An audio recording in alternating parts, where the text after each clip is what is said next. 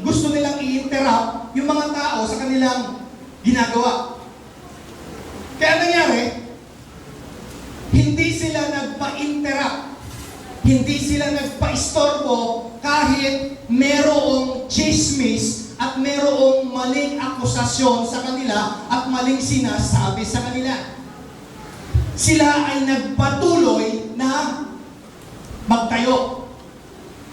Hindi sila nadala nung maling o yung maling salita na binibigkas sa kanila. Sabi ni Sanballat at saka ni Tobiah, matayo man nila yan, pero pag tinalunan niya ng asong gubat, magigiba rin.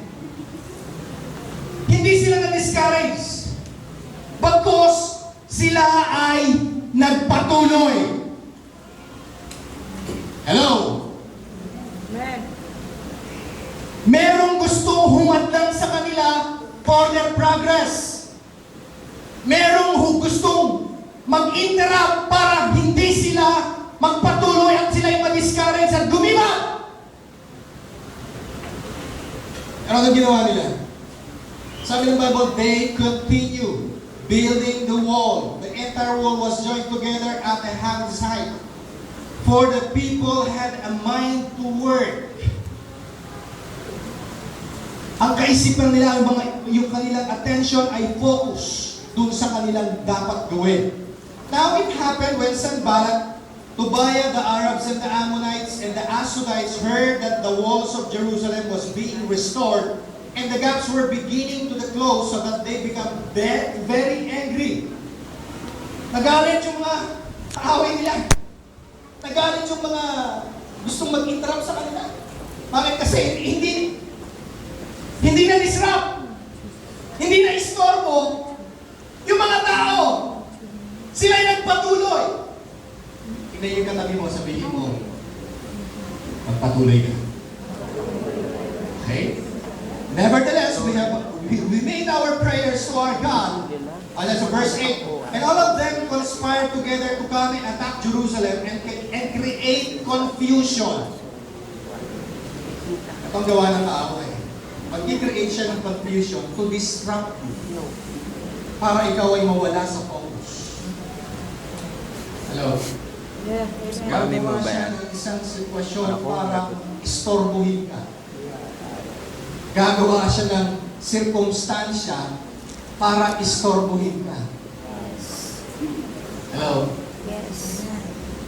Sabihin natin kay Satan, Satan, you are a loser. Hello? Dahil natin, isa lang naman ang tactic ng tao eh. Istorbohin ka, tanggalin ka sa focus. Hello? Amen. Bigyan ka ng discouragement, bigyan ka ng confusion para gumibak. At no way, sabihin natin, no way, tayo magpapatuloy. Amen! Praise God! Kumalo na lang ho tayo sa verse chapter 6. Same book, Nehemiah chapter 6, verse 15 and 16. So nangyari, sila nagpatuloy. Hindi sila paistorbo. So the wall was finished on the 25th day of Elul in 52 days. And it happened when all the enemies heard of it, and all the nations around us saw these things, that they were very disheartened in their own eyes, for they perceived that this work was done by our God. Hello?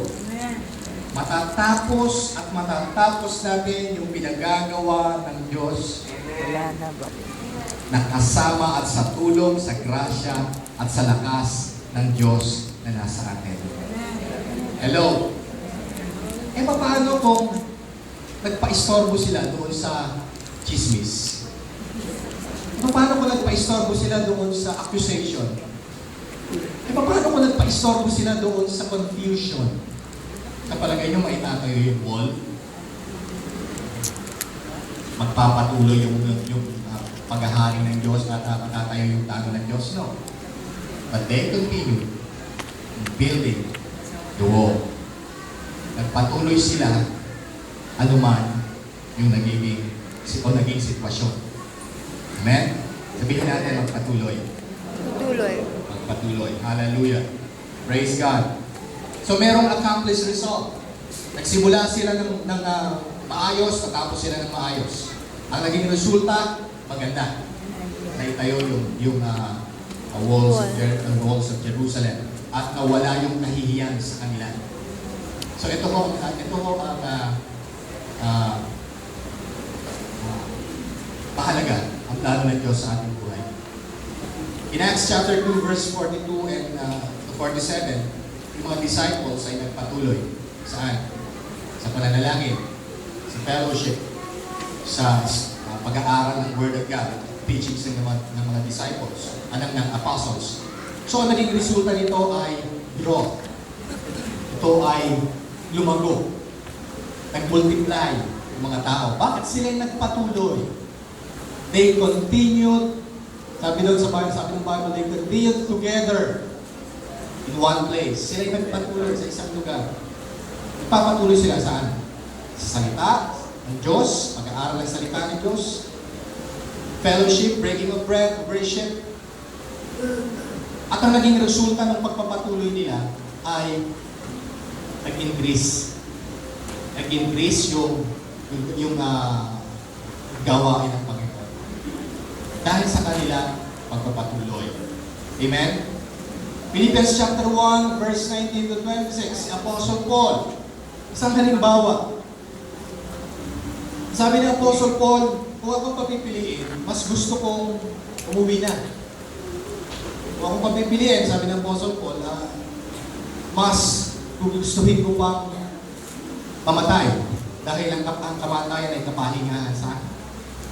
Pero yung mabuhay ay kapakinabangan. So, anong pipiliin niya? Kung kayong papipiliin, anong gusto niyo? Mabuhay o mamatay? Siyempre, of course, mabuhay. Di ba? Pero kay Apostle Paul, iba. Sabi niya sa akin, kung ang papipiliin niyo, mas ang mamatay ay kapahingahan sa akin. Pero yung manatili akong buhay ay kapakinabangan sa marami. So, anong pinili ni Apostle Paul? Ang pinili niya, alam niyo kung ano? Yung manatiling buhay. Hello? Yung kapag matindi na yung problema, ano ang panalangin minsan ng tao? Kunin niyo na. Lord, kunin mo na ako. Hindi ka kukunin ng Lord. Palagay mo, hindi sasagutin ng Lord yung panalangin ko, hindi ko kukunin. Lord. Hello? Hello? Manalangin ka, Lord, tulungan mo ko. Tulungan mo ako na ako'y magtatagumpay sa sitwasyon na ito. Ano man, gaano man kalaki ang aking sitwasyon, ang aking problema, papagtatagumpayan ako. Amen. Hello? Huwag tayong manalangin na tayo ay mamatay na. Hello? Malayo pa? Hello? Hello? Marami pa tayong gagawin dito sa lupa! Mga kapatid, marami pang ipagagawa ang Lord sa atin. Kaya pinili ni Apostle Paul ang manatiling buhay for the progress of others. Sabi niya, mas pipiliin kong manatiling buhay para sa ikauunlad ng marami sa inyo. Ito ang choice, ito ang decision ni Apostle Paul na manatili para sa iba.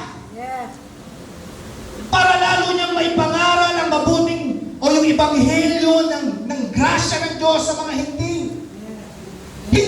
Hindi niya pinili na siya ay mamatay na. Pinili niya na siya ay manatiling buhay. Nang sa ganun ay lalo niya pang ma-impress ang revelation ng grace of God o ng grace ng Lord sa mga Gentiles. Amen. Hello? Amen. Meron pa tayong gagawin sa mundo ito. Amen. Sabihin natin sa katabi natin, continue.